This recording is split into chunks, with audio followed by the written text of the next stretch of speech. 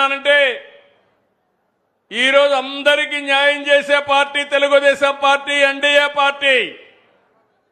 ఆ పార్టీని ఆశీర్వదించవలసిన బాధ్యత మీ అందరిపైన ఉంది. నేను మళ్ళీ కోరుతున్నా, ఈరోజు ఇక్కడ జరిగిన మీటింగు ఇది ఒక చరిత్ర, జీవితం అంటూ నేను ఒకటే చెప్తున్నా. నా జీవితాంతం గుర్తుపెట్టుకునే కొన్ని సంఘటనలు ఉంటాయి.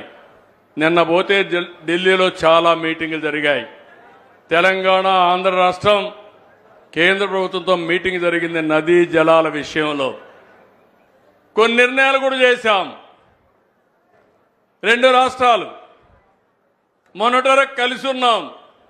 ఏం తమ్ముళ్ళ, హైదరాబాద్ని ఎవరు డెవలప్ చేశారు? నేనే కదా డెవలప్ చేసింది. అవునా కాదా? ఈరోజు విభజన జరిగింది. విభజన జరిగిన తర్వాత మళ్ళీ ఈ రాష్ట్రాన్ని కూడా అభివృద్ధి చేయాలని ఆలోచిస్తున్నాను.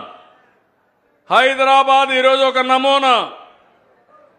దాంతో సమానంగా అమరావతిని కూడా నెంబర్ 1 సిటీగా తయారు చేసి మీరందరూ గర్వపడే విధంగా దాన్ని తయారు చేసే బాధ్యత నాది.